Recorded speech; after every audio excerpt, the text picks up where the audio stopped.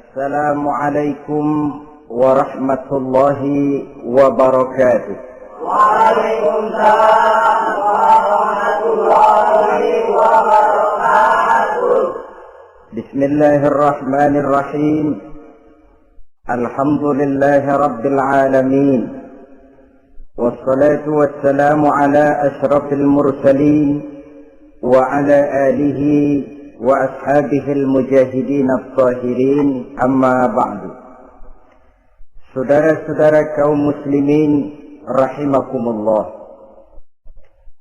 sebagai kelanjutan dari pembicaraan kita tentang serial para nabi, maka pada pertemuan kali ini kita akan membicarakan riwayat tentang Nabi Sulaiman alaihi salam dan Ratu Balqis.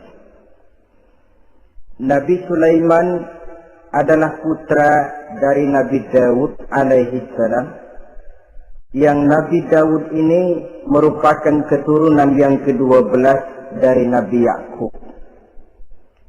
Pada diri Nabi Sulaiman bertemu kebesaran dunia dan kebesaran akhirat. Ya, beliau seorang raja, ya, beliau seorang rasul,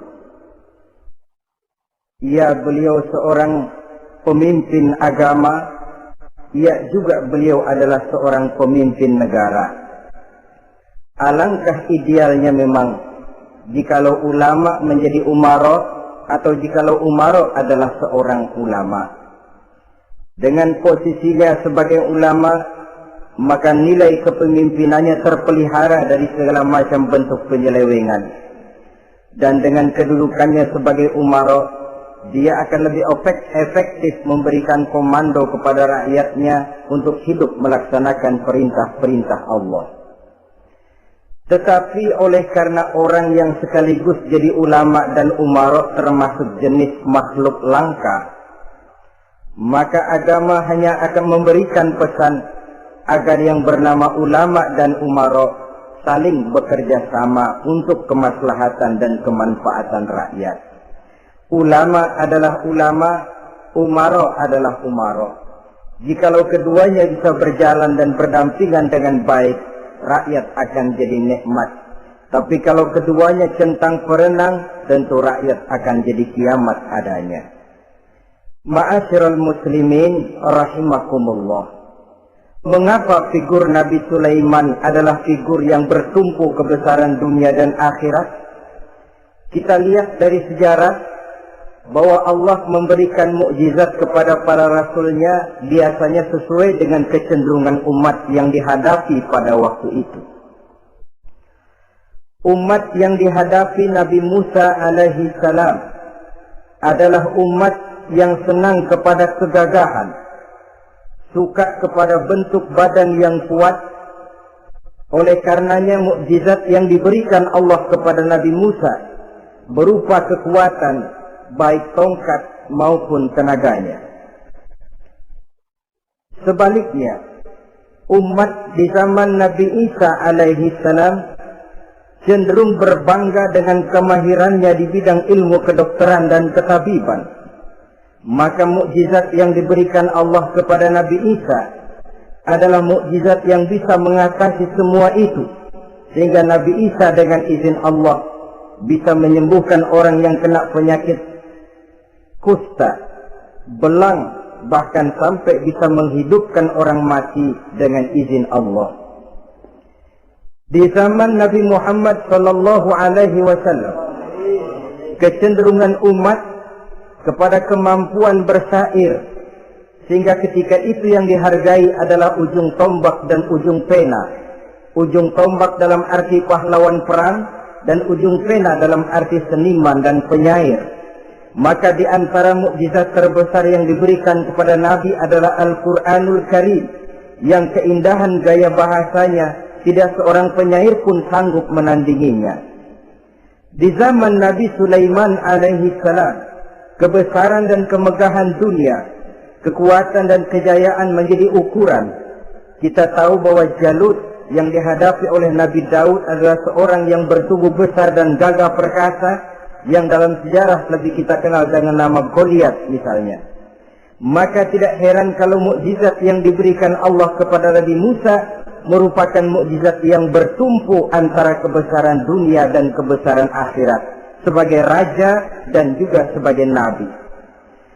Tetapi yang patut menjadikan pelajaran buat kita terhadap seluruh kebesaran yang diberikan itu, Nabi Sulaiman berkata, "Hadza min fadli Rabbi liyabluwani aashkuru am akfur." Semua ini, kekuasaan dan kebesaranku, kejayaan dan kekayaanku, adalah anugerah Tuhan untuk menguji diriku.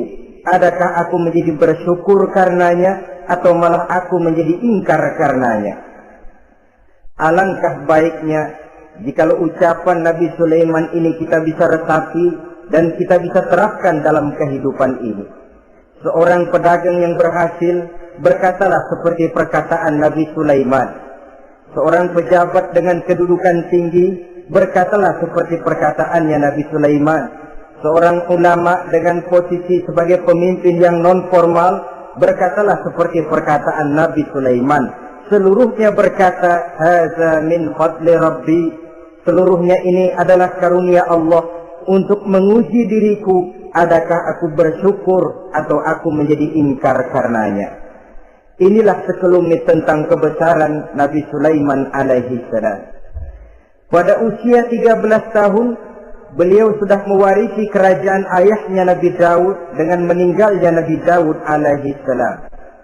Dan sejak itu keistimewaan Nabi Sulaiman alaihi salam sudah nampak dalam kehidupan. Beberapa keistimewaan bisa kita catat dari pribadi Nabi Sulaiman ini. Pertama, beliau cerdik, cerdas, dan bijaksana. Dan tentu saja harus begitu. Kalau Rasul goblok, mana ada umat yang mau ikut. Tetapi kecerdikan dan kecerdasan serta sifat bijaksana ini nampak dari beberapa kisah yang pernah dihadapinya. Pertama, di saat beliau berumur 11 tahun, ketika itu yang menjadi raja adalah ayahnya Nabi Daud, datang mengadu seorang petani bahwa sawah ladangnya, tanaman-tanaman yang ditanamnya habis dimakan oleh binatang ternak dari tetangga di sebelahnya. Maka ia mengajukan usul agar binatang ternak yang memakan tanam-tanamannya itu diberikan saja kepadanya. Nabi Daud meluluskan permintaan petani ini, tapi Nabi Sulaiman berkata, "Ayah, maafkan saya.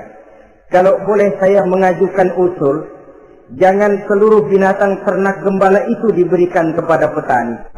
Akan lebih baik kalau binatang ternak yang memakan tanam-tanamannya itu diberikan kepada si petani selama 1 tahun. Apabila ia berkembang biak, beranak, hasil susunya, seluruhnya selama 1 tahun itu boleh dimanfaatkan oleh petani tadi. Dengan demikian saya rasakan ini merupakan satu yang lebih adil ketimbang yang tadi itu." Keputusan Nabi Sulaiman ini diterima baik oleh ayahnya, oleh si petani, dan oleh si gembala tadi. Pada usia 11 tahun, ia sudah menunjukkan kecerdikan, kecerdasan, dan sifat yang bijaksana. Contoh yang kedua, ada 2 orang ibu yang pada saat akan bekerja di ladang, masing-masing meletakkan bayinya di satu tempat, lalu keduanya pun asik pergi bekerja. Sedang kedua ibu itu bekerja dengan asiknya, datanglah seekor serigala menerkam salah seorang anak bayi tadi. Dan kemudian dibawa, ya. Tinggallah anak bayi seorang. Ketika kedua ibu tadi kembali ke tempat dia meletakkan anaknya, maka keduanya lalu berebut anak yang satu itu. Jadi kasus berebut bayi rupanya memang sudah ada dari dulunya. Yang satu berkata itu anaknya, yang lain mengaku itu pun juga anaknya. Akhirnya keduanya mengadu kepada Nabi Sulaiman. Masing-masing ngotot, tidak ada yang mau mengalah. Akhirnya kata Nabi Sulaiman, "Kalau kamu berdua tidak ada yang mau mengalah, sudahlah begini saja. Berikan bayi itu kepada saya, akan saya belah 2 supaya adil. Masing-masing kamu bawa sarang sepotong." Ibu yang seorang berbinar matanya, kelihatannya gembira dengan keputusan itu. Saya setuju Nabi Sulaiman, ini keputusan yang sangat adil. Betul, belah dua saja bayi itu. Tapi ibu yang seorang malah berurai air matanya, membasahi pipinya. Ya Sulaiman, daripada Tuhan belah dua anak itu, biarlah berikan saja kepada ibu yang mengaku tadi itu.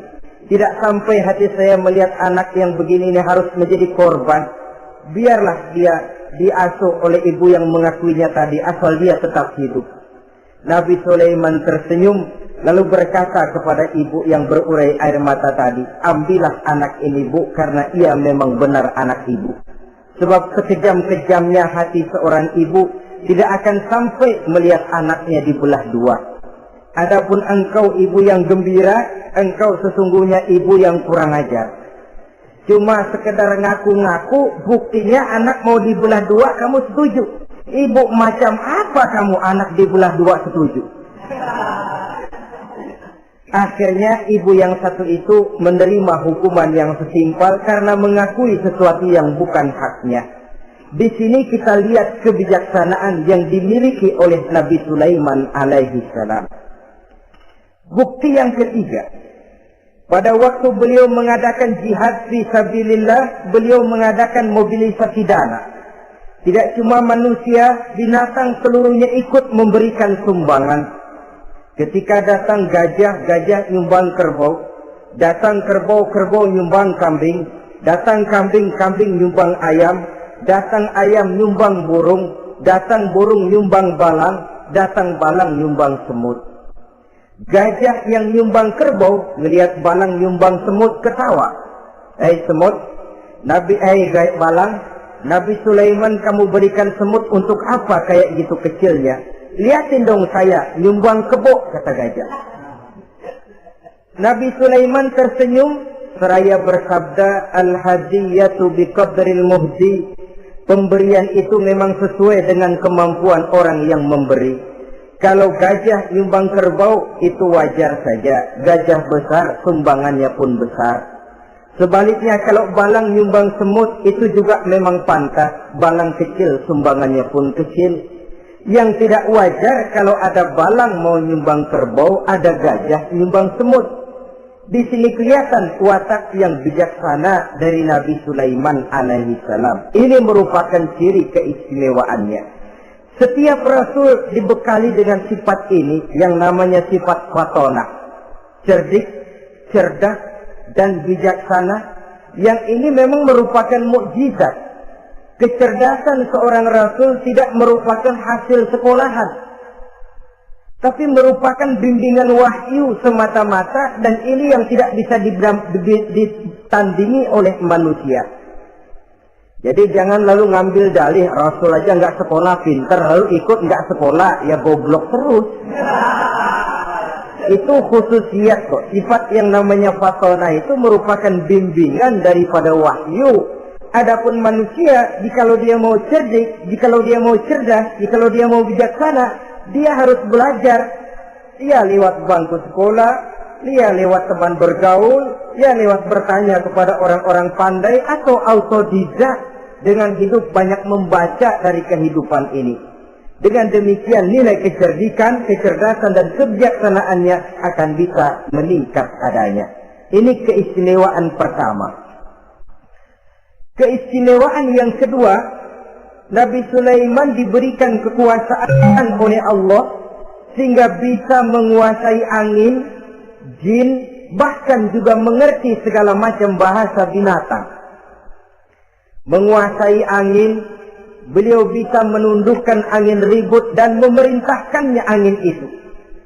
Dalam surah Al-Anbiya ayat 81 kita temukan, وَلِسُلَيْمَانَ الرِّيحَ آسِفَةً تَجْرِي بِأَمْرِهِ إِلَى الْأَرْضِ الَّتِي بَارَكْنَا فِيهَا.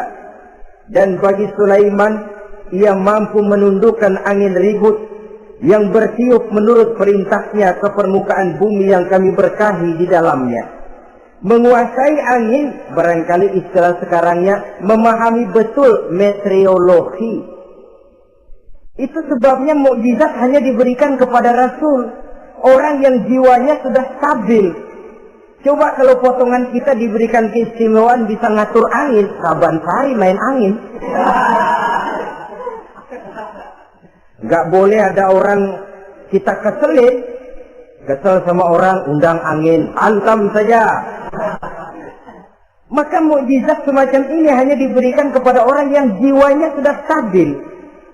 Ada satu cerita, namanya juga cerita, tapi kebenarannya mendekati. Seorang wali di tanah Jawa, sholat Jumat di Masjidil Haram di Mekah. Namanya wali kalau di Jawa kan pakai belangkon. Dia sembahyang di Masjidil Haram. Ini ada orang Arab usil, tumben ngelihat belangkon. Ini apa di tengah masjid? Dia tepak belangkon itu, miring di atas kepala. Begitu belangkon yang miring, tanah kayaknya ikut miring. Sehingga penduduk heran, ini apa tanah jadi miring begini? Lalu ada seorang wali juga yang alim dan mengerti, lihat-lihat di tengah Masjidil Haram ada belangkon miring di atas kepala. Jangan-jangan ini sebabnya ini. Dia samperin, dia dandanin lagi tuh belangkon rata, tanah kelihatannya kayak rata lagi. Keistimewaan seperti ini pun hanya diberikan kepada orang yang jiwanya memang sudah stabil. Coba kayak kita diberikan keistimewaan kayak begitu, main belangkon melulu. Saudara-saudara kaum muslimin rahimakumullah, juga bisa menguasai jin, memerintahkan jin, dan juga mengerti segala macam bahasa binatang. Kita bisa lihat dalam surah As-Saba ayat 12 misalnya. Demikian juga tentang mengerti bahasa binatang. Pada satu hari Nabi Sulaiman dan bala tentaranya lewat di satu lembah. Lembah itu kebetulan lembah semut. Ketika mereka lewat di lembah itu, Raja Semut lihat dari kejauhan, dia pidato kepada rakyatnya para semut itu. Apa katanya? Ya ayyuhan namlu dukhulu masakinakum la yahtimannakum Sulaiman wa junuduh wa hum la yash'urun. Jadi ini Raja Semut melihat Nabi Sulaiman datang bersama seluruh bala tentaranya, dia pidato kepada rakyatnya. Saudara-saudaraku rakyat semut, di mana saja suara saya bisa didengar. Perhatian, perhatian. Ini Nabi Sulaiman mau lewat dengan seluruh bala tentaranya. Kamu semua supaya masuk ke dalam lubang kamu masing-masing. Sebab kalau kamu nggak masuk ke lubangmu masing-masing, akan diinjak oleh Sulaiman dan bala tentaranya. Sedangkan mereka tidak tahu kalau kamu kena injak. Masuklah semut itu seluruhnya ke dalam lubangnya masing-masing. Nabi Sulaiman senyum. Fatabassama dhahikan min qawliha. Mendengar ucapan Raja Semut ini, Nabi Sulaiman tersenyum. Lalu berkata, apa katanya? Rabbi auzi'ni an ashkura ni'mataka allati an'amta alayya wa ala walidayya wa an a'mala salihan tardahu wa adkhilni birahmatika fi ibadika salihin. Satu pengakuan yang tulus yang jauh dari watak kesombongan. Mendengar Raja Semut berkata semacam itu, beliau senyum. Lalu berkata, wahai Allah, tetapkan kiranya hati saya ini untuk selalu bersyukur terhadap nikmat yang Engkau karuniakan kepada saya. Karena nikmatku, nikmat yang Engkau berikan kepadaku, saya mengerti bahasa binatang. Karena mengerti bahasa binatang, saya mengerti seruan Raja Semut itu. Tetapkan saya untuk selalu bersyukur ya Allah atas nikmat yang Engkau berikan ini, atas nikmat yang Engkau berikan kepada kedua orang tua saya, dan tetapkan saya untuk selalu melakukan amal soleh yang Engkau ridhoi, dan masukkan saya ke dalam golongan hamba-hambamu yang soleh. Satu pengakuan yang tulus, yang jauh dari sifat kesombongan. Mungkin kalau sombong yang lahir, begitu dengar Nabi Sulaiman bahwa semut ngomong begitu, beliau akan berkata, iya, masuk ke buruan. Tapi kan tidak.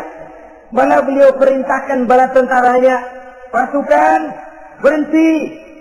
Ada apa Nabi Sulaiman? Di depan kita ada kerajaan semut. Mereka lagi kocar-kacir masuk ke sarangnya masing-masing. Tunggu sampai mereka masuk, dan kita bisa lewat dengan aman tanpa harus menginjak-injak mereka. Bala tentaranya di stop dan berhenti. Ternyata kebesarannya tidak menyebabkan ia lalu memandang remeh sampai kepada makhluk yang bernama semut sekalipun. Masih tetap dihargainya sebagai makhluk dari Allah Subhanahu wa ta'ala. Sesuatu yang perlu menjadi contoh kita semua. Sebab orang bilang kadang kacang sering lupa akan kulitnya. Kadang posisi kita yang tinggi menyebabkan kita lupa dari mana kita berasal. Kadang harta yang kita miliki menyebabkan kita lengah dari mana kita datang. Akhirnya yang timbul adalah sifat sombong dan angkuh. Ibarat kata orang, kacang lupa dengan lanjarannya. Ma'asyiral muslimin rahimakumullah. Ini kebesaran dan keistimewaan yang diberikan Allah kepada Nabi Sulaiman alaihi salam. Apa yang perlu kita jadikan tamsil dan ibarat dari kebesaran ini?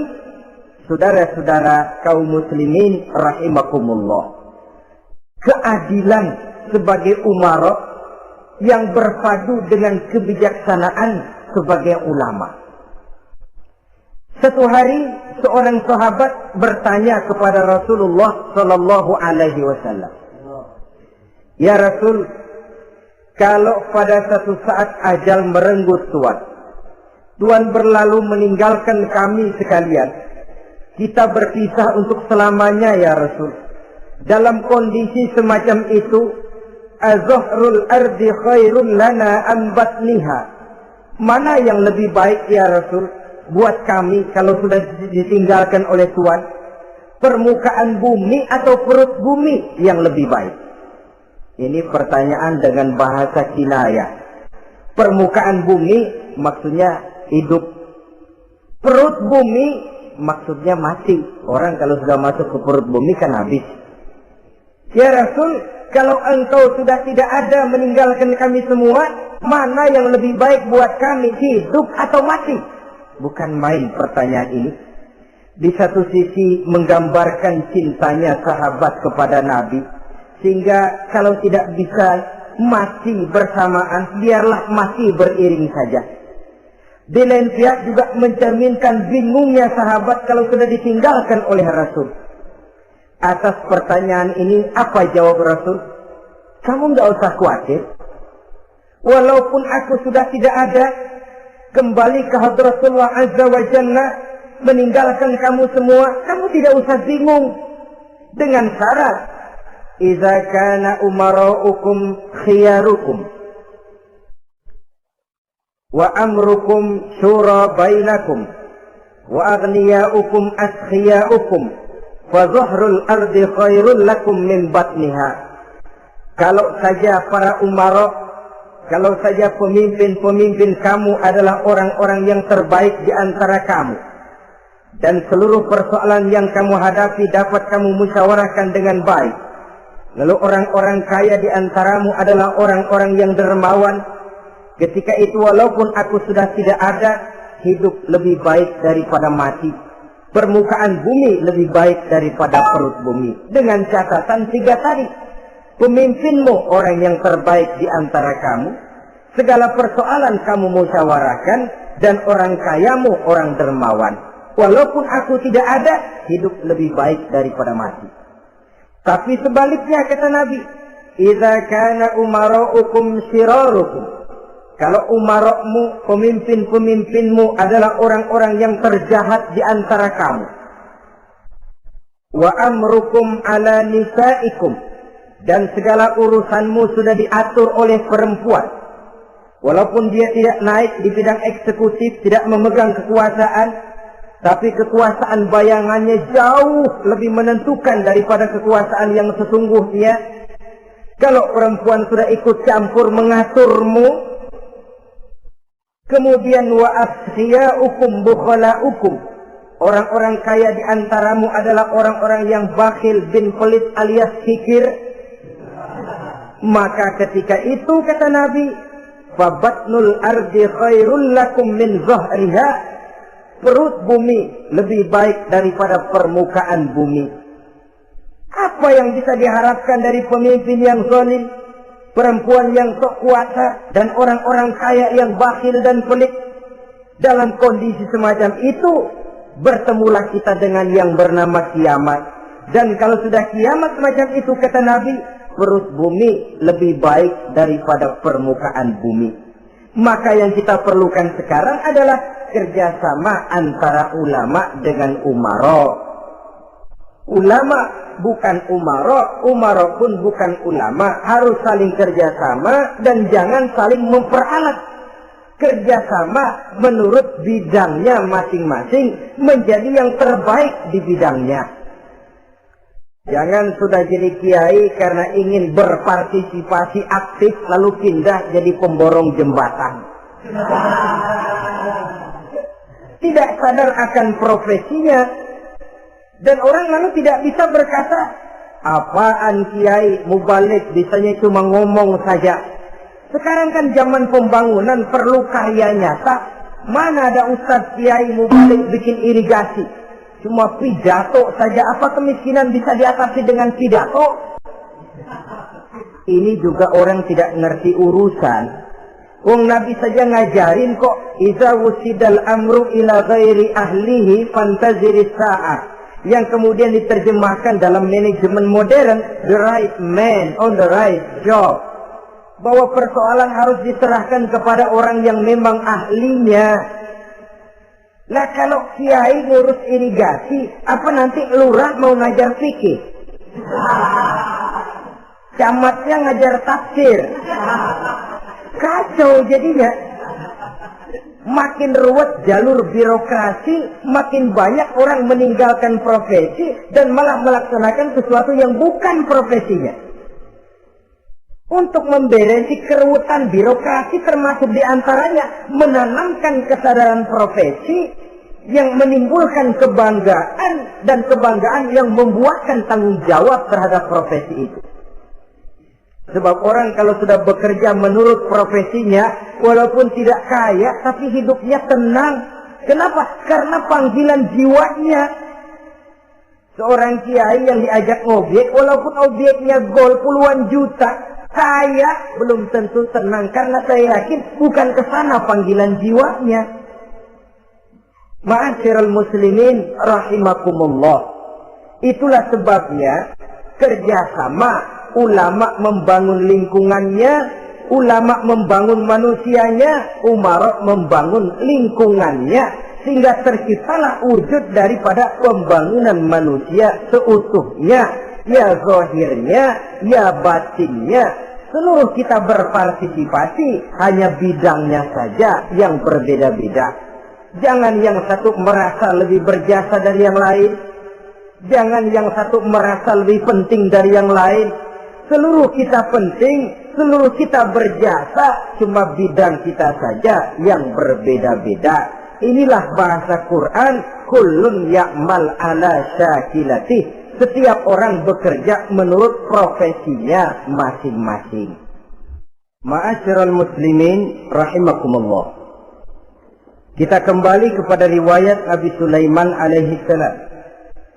Satu hari ketika beliau sedang menginspeksi pasukan, berkumpullah pasukan beliau itu, ya tentara yang manusianya, ya pasukan jinnya, ya seluruh binatang-binatangnya berbaris. Beliau selaku inspektur upacara mengadakan inspeksi pasukan. Dari sekian pasukan-pasukan yang diperiksanya pada waktu itu, Nabi Sulaiman melihat tidak terdapat burung hudhud. Beliau bertanya-tanya, "Ma liya aral hudhuda am kana minal ghaibin?" Kemana burung hudhud? Orang lain pada kumpul, dia sendiri tidak ada. Awas kalau dia datang. Kalau dia tidak bisa memberikan alasan yang tepat kemana dia, akan saya berikan sanksi dan hukuman. Ini namanya pemimpin yang bertanggung jawab toh. Seorang pun dari yang dipimpinnya tidak ada, menjadi pertanyaan.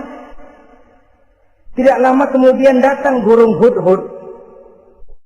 Begitu datang lalu memberikan laporan kepada Nabi Sulaiman. Kalau istilah sekarang, begitu dia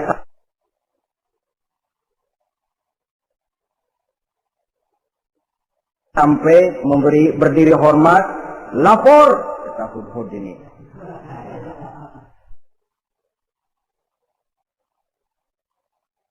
Bagaimana Hudhud? Maaf Tuan Raja, saya terlambat. Iya, kenapa terlambat? Patroli Tuan Raja. Kemana saja kamu patroli? Keliling. Lalu apa hasilnya? Inni wajadtu imra'atan tamlikuhum wa utiyat min kulli syai'in wa laha arsun azim. Saya baru patroli ke satu negara yang bernama Sabah, Tuan Raja. Sabah, saudara tahu Sabah? Di mana itu? Dekat ibu kota Yaman sekarang. Di sana Tuan Raja, kata Hudhud ini, wajadtu imra'atan tamlikuhum. Yang jadi raja perempuan. Kalau Tuan raja besar, Tuan orang laki. Ayah Tuan raja besar, Nabi Daud, laki. Ini mah model Tuan Raja. Orangnya rajanya raja besar, tapi perempuan. Tumben saya melihat ada raja perempuan, kerajaannya begitu besar. Begitu. Iya. Lalu dia jadi raja bagaimana? Dia mewarisi kerajaan ayahnya Sri Baginda Raja Sarahil. Ketika ayahnya wafat, dia naik. Walaha arsun azim, singgasananya besar, bagus, antik Tuan Raja. Terus bagaimana lagi? Wajadtuha wa qaumaha yasjuduna lisyamsi min dunillah. Yang jadi pikiran saya Tuan Raja, dengan kekuasaan yang besar, mereka itu seluruhnya, seluruh bala tentaranya dan kaumnya, yasjuduna lisyamsi, mereka menyembah matahari, bukan menyembah Allah. Mendengar ini Nabi Sulaiman tergerak hatinya. Waktu mendengar rajanya perempuan, kekuasaannya besar, belum tergerak.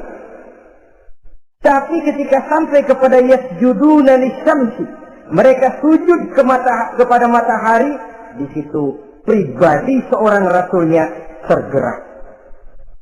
Siapa nama ratu itu? Namanya Ratu Balkis Tuan Raja. Begini Hudhud, laporan kamu saya terima. Alasan kamu datang terlambat bisa dipertanggungjawabkan. Kamu tidak kena hukuman. Cuma begini saja Hudhud, karena kamu yang laporan, kamu yang tahu lokasi negaranya, kamu yang harus melaksanakan tugas ini. Apa Tuan Raja? Idhab bi kitabi hadza fa'alqih ilaihim. Kamu berangkat lagi ke negeri Sabah, bawa surat saya, berikan kepada mereka. Umma tawalla anhum, kemudian kamu berpaling dari mereka, tapi jangan pulang. Banzur maza yarji'un, lihat apa reaksi mereka setelah menerima surat ini. Baik Tuan Raja, baik. Nabi Sulaiman menulis sepucuk surat kepada Ratu Balkis, dan surat itu dibawa oleh burung Hudhud tadi. Terbanglah si burung Hudhud ini ke negeri Sabah, masuk ke istana Ratu Balkis, dan surat itu jatuh di kamar Ratu Balkis. Diambil surat tadi, kemudian dibaca. Apa isi suratnya? Innahu min Sulaiman wa innahu bismillahirrahmanirrahim alla ta'lu alayya wa'tuni muslimin. Surat ini dari Sulaiman. Bismillahirrahmanirrahim. Jangan kamu merasa lebih tinggi dari aku. Datanglah kepadaku dan masuk ke dalam agama Islam. Suratnya singkat, padat, ultimatum. Jadi nggak pakai bahasa kembang, nggak pakai bahasa basi, langsung kepada isi. Surat ini dari Sulaiman. Bismillahirrahmanirrahim. Jangan kamu merasa lebih tinggi dari aku. datanglah kepadaku dan masuklah ke dalam agama Islam. Ini yang disebut dakwah langsung tanpa pakai kembang.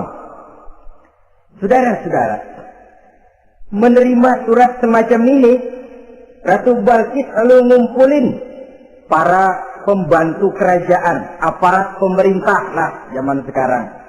Termasuk menteri-menteri dipanggil sidang darurat di istana Ratu Balkis membahas datangnya surat dari Nabi Sulaiman alaihissalam. Tuan-tuan para menteri, bagaimana Sri Ratu? Saya dapat surat. Dari mana? Dari Sulaiman. Katanya apa? Jangan kamu merasa lebih hebat dan lebih tinggi dariku. Datanglah kemari dan masuklah ke dalam agama Islam. Menurut pendapat tuan-tuan menteri, bagaimana surat ini? Apa kita penuhin permintaannya? Kita datang rame-rame masuk Islam? Oh, kata menteri, jangan dulu tuanku. Gengsi dong. Kita ini kan kerajaan besar. Tentara kita gagah. Masa mau menyerah tanpa syarat? Soal nanti kita kalah atau menang itu soal lain, Tuan Perdana Menteri, Tuan Ratu. Tapi bahwa kita punya harga diri itu harus kita tunjukkan lebih dulu. Jadi menurut Tuan Menteri bagaimana? Kami sih nunggu komando Tuan Putri saja. Artinya, kalau boleh, perang saja. Cuma mau duluin, takut dikira nyelongcong. Kami sih gimana komando Tuan Ratu saja. Tuan komandokan berangkat, kami segera berangkat. Terserah Tuan Putri, kami seluruhnya loyal, taat dan setia menunggu titah dari Sri Paduka Ratu. Terima kasih para menteriku. Soal kesetiaanmu saya tidak meragukan. Tapi perang dimanapun selalu membawa kerugian. Kita menang rugi, tentu jatuh korban. Apalagi kalau kita kalah. Dan raja-raja yang mengalahkan negeri-negeri lain selalu membawa kehinaan kepada negeri yang dikalahkannya. Jadi bagaimana? Sekarang begini saja. Kita ambil jalan tengah. Lalu diplomasi dulu. Diplomasi macam apa Tuan Ratu?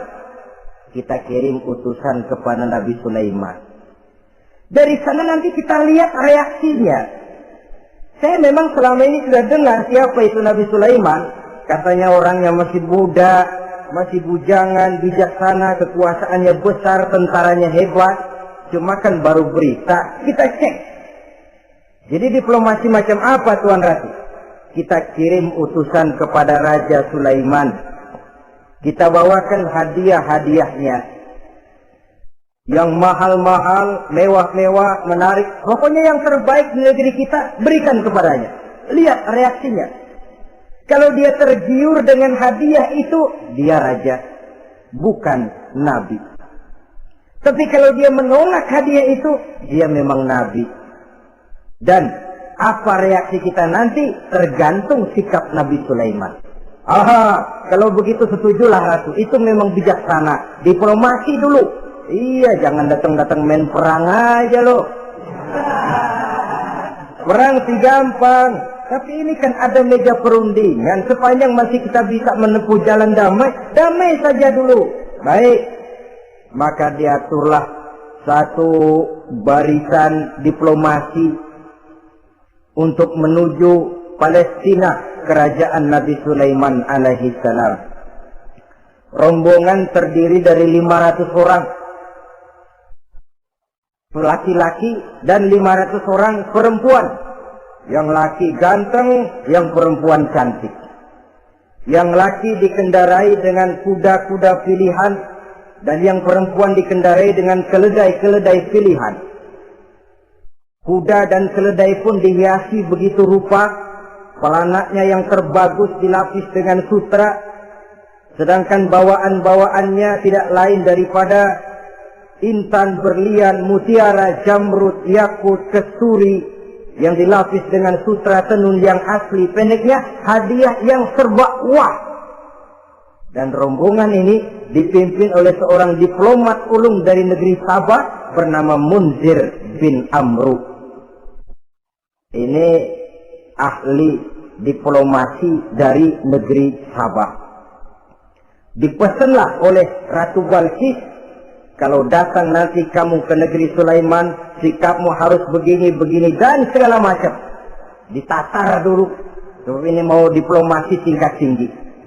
Baik, Sri Ratu. Nah, sudah mendengar perundingan ini, burung hudhud pulang ke negeri Nabi Sulaiman. Apel lagi, lapor Tuan Raja. Bagaimana hudhud? Sikapnya mereka akan mengutus utusan dengan membawa berbagai macam hadiah untuk datang ke negeri kita. Baik. Nabi Sulaiman kumpulkan tentaranya, terutama para jin. Hei, tentaraku, khususnya kalian para jin, akan datang rombongan tamu besar ke negeri kita. Maka mulai saat ini saya komandokan, kamu bangun satu istana yang megah, yang belum pernah ada dalam waktu yang relatif singkat. Dan lantai daripada istana itu harus dilapisi dengan kaca-kaca tebal yang bening, bawahnya diisi dengan air, diisi dengan ikan-ikan hias yang indah-indah. Baik, Tuan Raja. Maka tentara Nabi Sulaiman, sejak manusia sampai binatang sampai jin, semuanya kerja bakti membangun istana yang megah. Sehingga sebelum rombongan kerajaan Sabah ini sampai, istana sudah selesai. Mereka masuk ke dalam istana Nabi Sulaiman. Begitu melihat lantainya gemerlapan air, masing-masing pada ngangkat kain. Takut kainnya basah. Waduh, ini istana kebanjiran begini. Kata Nabi Sulaiman, nggak usah diangkat kainnya, nggak usah. Ini dilapis kaca, cuma bawahnya memang kolam. Kolamnya berisi ikan. Oh, bengong. Bengong. Bengong aja pada melongo mulutnya. Saudara-saudara, jadi persis orang yang tinggal di puncak gunung datang ke tengah-tengah kota. Kan noraknya minta ampun. Apaan aja ditunjuk. Apaan aja dilihat, apaan aja ditunjuk. Ini ya, itu ya, wah, wah, sudah semuanya serba, wah. Jadi kalau istilah singkat diplomasinya, mereka sudah kalah mental. Dan itu sudah kemenangan pertama dari Nabi Sulaiman. Sudah shock. Mereka merasa negeri Sabah kaya, luar biasa, hebat. Begitu datang ke negeri Sulaiman, mereka jadi orang norak kayaknya. Sudah kumpul, nah selamat datang tuan-tuan ke negeri kami. Ada pesan apa? Majulah Munzir bin Amru. Tuan Sulaiman, bagaimana? Kami diutus oleh Sri Baginda Ratu Balqis untuk menyampaikan hadiah-hadiah yang kami bawa ini. Intan, berlian, yakut, jamrud, kesturi, dan barang-barang mahal lainnya. Mudah-mudahan Tuan bisa menerima dengan senang hati. Nabi Sulaiman tersenyum. Lalu beliau berkata, "Atumiddunani bimalin, fama atani Allahu khairun mimma atakum." Kamu mau memberikan saya seluruh hadiah-hadiah permata intan ini? Padahal apa yang telah diberikan Allah kepada saya jauh lebih baik dari apa yang telah diberikannya kepadamu. Kamu merasa bahwa saya kekurangan semua ini? Ketahuilah tuan-tuan, saya punya lebih banyak dari apa yang tuan-tuan berikan sekarang ini. Irja' ilaihim, bawa pulang kembali seluruh hadiah ini. Sampaikan salam saya kepada ratumu, Ratu Balqis. Falanatiyannahum bijunudin la qibala lahum biha. Kalau mereka tetap tidak mau datang menyatakan keislaman, Kami yang akan datang ke sana dengan seluruh bala tentara kami yang mereka pasti tidak akan sanggup menghadapinya. Saudara bisa baca dalam surah An-Naml ayat 36. Saudara hadirin ma'asyiral muslimin rahimakumullah. Kalau orang sudah silau dengan yang namanya upeti, hadiah, harta, secara mental dia sudah jatuh. Andai kata ketika itu Nabi Sulaiman menerima seluruh hadiah tadi, maka misi kerasulannya tidak akan jalan. Wibawanya hancur, dan dia tidak akan sanggup lagi mendakwahkan Ratu Balqis untuk masuk ke dalam agama Islam. Dia akan jadi cemoohan di negeri Sabah. Sulaiman ngomong aja dikasih hadiah telap. Nah, ternyata ada yang lebih mahal dari harta, ada yang lebih mahal dari intan dan mutiara, ada yang lebih mahal dari pangkat dan kedudukan. Apa dia? Harga diri. Dan itu yang langka sekarang ini. Lebih baik jalan kaki tapi kita bebas mendongakkan kepala kemanapun kita mau, daripada naik mobil empuk tapi mata nunduk saja nggak berani lihat ke atas. Kehilangan harga diri. Ulama yang kehilangan harga diri akan menyelewengkan ayat. Pejabat yang kehilangan harga diri akan melakukan segala macam penyelewengan. Dan lain sebagainya. Harga diri sesuatu yang mahal. Terutama di kota-kota besar, kota-kota yang menyandang gelar metropolitan, biasanya harga diri ini sudah tidak dihiraukan orang lagi. Cuma untuk uang yang relatif kecil, cuma untuk kedudukan yang temporer, orang tidak segan-segan mengorbankan sesuatu yang paling mahal yang bernama harga diri. Akhirnya suap merajalela, sogok menjadi-jadi, semir pun menjamur. Bahkan malah kadang-kadang jadi target.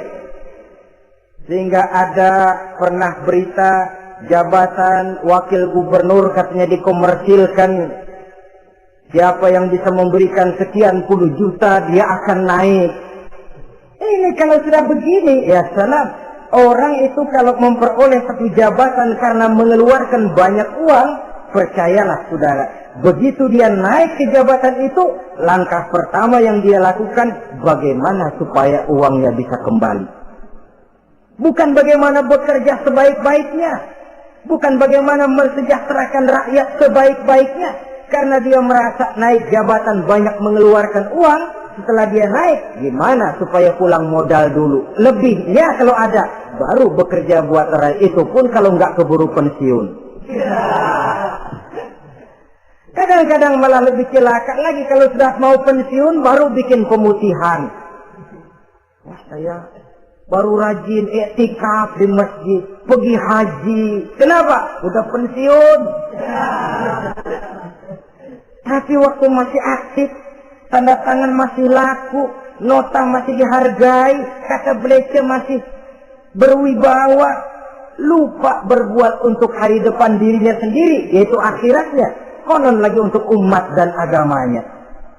Jadi untuk mengabdi, berbuat baik kepada umat, berkhidmat kepada agama, iktikaf di masjid, tuan-tuan, tak usahlah nunggu sampai pensiun. Manfaatkan posisi yang tuan-tuan punya sekarang ini untuk beribadah dengan sebaik-baiknya. Itu pun masih bersyukur, masih bisa mengadakan pemutihan daripada tidak sama sekali. Cuma alangkah akan lebih efektifnya lagi kalau itu diawali pada saat kita masih mempunyai posisi kunci. Ini reaksi Sulaiman, saudara-saudara. Diberikan hadiah yang mahal, atumidunani bimalin, kamu mau nyogok saya dengan hadiah ini yang diberikan Allah lebih hebat dari yang kau bawa sekarang ini. Apa yang saya cari? Oleh Allah saya telah diberikan sesuatu yang lebih besar dari yang kau bawa. Sudah, bawa pulang saja, sampaikan salam kepada Rasul. Kalau dia tetap ngotot tidak mau kemari, saya yang akan datang ke sana dengan seluruh bala tentara yang saya yakin sampean akan kewalahan menghadapinya. Pulang, sampaikan salam saya, bawa seluruh hartamu. Diplomasi tahap pertama menang total. Utusan Raja Sabah sudah kalah mental, kalah juga fisik. Pulanglah mereka dengan membawa kembali seluruh hadiah yang mereka ingin sampaikan tadi. Bisa dibayangkan mentalnya, ya. Sama juga kita sudah punya niat ingin menyogok seseorang, tahu-tahu yang mau disogok nggak nerima, pulang kayaknya muka kan belipat. Sulit ketemu orang. Jadi perasaan kita orang pada ngetawain aja. Padahal orang mah nggak tahu persoalannya. Itu sikap mental sendiri itu. Jadi memang saudara-saudara ini berkaitan. Walaupun yang mau nyogok banyak, kalau yang disogok nggak mau, nggak jadi. Walaupun ada yang minta disogok, kalau yang mau nyogok nggak ada, juga nggak nyetel. Nah ini nyetel, yang mau nyogok banyak, yang disogok pun ada. Jadilah perbuatan itu. Ma'asyiral muslimin rahimakumullah. Sampai mereka di kerajaan Sabah, mereka ceritakan itu, Ratu Balqis bengong. Ternyata yang saya dengar selama ini memang benar rupanya. Sulaiman bukan cuma raja, tapi juga rasul. Bukan cuma pemimpin negara, tapi juga pemimpin agama. Lalu bagaimana jadi ratu? Biar saya pikir-pikir dulu. Pikir. Bagaimana ya?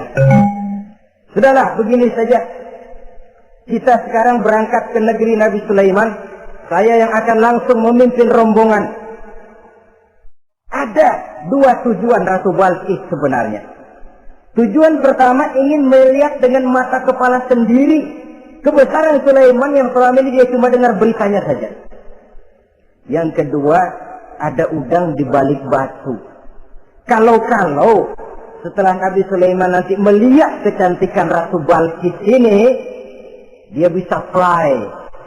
Nah, istilah anak sekarang, dia bisa fly. Nah, siapa tahu kan karena kecantikannya Nabi Sulaiman lalu jatuh hati dan Dewi Amor pun bicara. Nanti bila mata bertemu mata, bibir ikut senyum, hati berdetak. Maka terjadilah magnet-magnet saling bersentuhan, percintaan tingkat tinggi. Kan lumayan dapat suami, dapat pacar seorang raja besar. Jadi dengan harapan ini berangkatlah Ratu Balqis ke negeri Nabi Sulaiman. Hud lapor lagi. Lapor. Gimana Hud? Ini Ratu Balqis yang mimpin sekarang. Baik, kita siap-siap. Begini saja, kata Nabi Sulaiman. Siapa yang bisa bawa singgasana Ratu Balqis ke sini? Jin Ifrit tampil. Saya. Berapa lama kamu perlukan untuk membawa singgasana Ratu Balqis kemari? Sebelum Tuan bangun dari tempat duduk, itu singgasana sudah bisa sampai kemari, Tuan Raja. Bagus. Ada yang bisa lebih cepat? Saya, kata seorang ulama. Berapa lama? Sebelum Tuan kedip. Asal Tuan kedip, Tuan melek lagi, singgasana sudah sampai di sini. Baik, kerjakan. Dalam waktu sekejap itu singgasana Ratu Balqis sudah sampai di istana Nabi Sulaiman. Pasang di sini, biar dia duduki nanti, rubah sedikit biar dia nggak kenali. Dirombak sedemikian rupa. Masuk Ratu Balqis ke istana Nabi Sulaiman. Terjadilah kemudian di perundingan semacam tingkah tinggi antara raja dengan raja. Bagaimana Tuan Ratu Balqis? Iya, Tuan Sulaiman. Iya, bagaimana? Saya kagum dengan kebesaran Tuan. Bukan kebesaran saya. Seluruhnya ini adalah karunia Allah kepada saya. Saya dengar Tuan-Tuan menyembah matahari. Padahal matahari tidak pernah memberikan apa yang Tuan kehendaki. Matahari tidak pernah menciptakan Tuan. Adalah lebih baik Tuan menyembah yang menciptakan matahari daripada menyembah matahari itu sendiri. Nabi Sulaiman, bagaimana kalau kita mengadakan ya sambil berunding, sambil lobbying istilah sekarang. Baik, lobbying pun jadi. Berjalanlah meninjau seluruh pelosok istana Nabi Sulaiman alaihissalam. Seperti halnya bala tentaranya, Ratu Balkis juga sampai di lantai kaca, angkat kain. Kata Nabi Sulaiman, jangan diangkat tuh kain. Ini bukan air, istana kaca. Bukan main kebesaran kamu. Melihat begitu kebesaran Nabi Sulaiman, Ratu Balkis yang niatnya sementara mau melontarkan diplomasi asmara, lupa. Lalu apa katanya? Rabbi inni zalamtu nafsi. Ya Allah, selama ini saya benar-benar telah zalim kepada diri saya. Begitu banyak nikmat yang engkau berikan kepada saya. Saya jadi ratu dengan kekuasaan yang besar, mewarisi kebesaran ayah. Dengan kerajaan dan bala tentara yang gagah perkasa. Bukan saya bersyukur kepadamu, malah saya menyembah matahari. Inni zalamtu nafsi. Sungguh saya telah zalim kepada diri saya. Maka mulai sejak saat ini, aslamtu ma'a Sulaiman lillahi rabbil alamin. Mulai sejak saat ini ya Allah, saya nyatakan diri, saya masuk Islam, bertuhankan Allah Rabbul Alamin. Saya tunduk kepada Nabi Sulaiman alaihi salam. Masuk Islam sebelum diplomasi asmaranya melayang, saudara-saudara. Sudah masuk Islam? Sudah. Nah, Ratu Balkis sekarang bagaimana? Ya Nabi Sulaiman, kalau saya masuk Islam, apakah kerajaan saya akan tunduk dan diatur oleh kerajaan Tuhan? Tidak. Kamu persilakan pulang ke kerajaanmu. Atur negerimu menurut cara yang kamu mau, asal sesuai dengan perintah Allah. Saya bukan penjajah.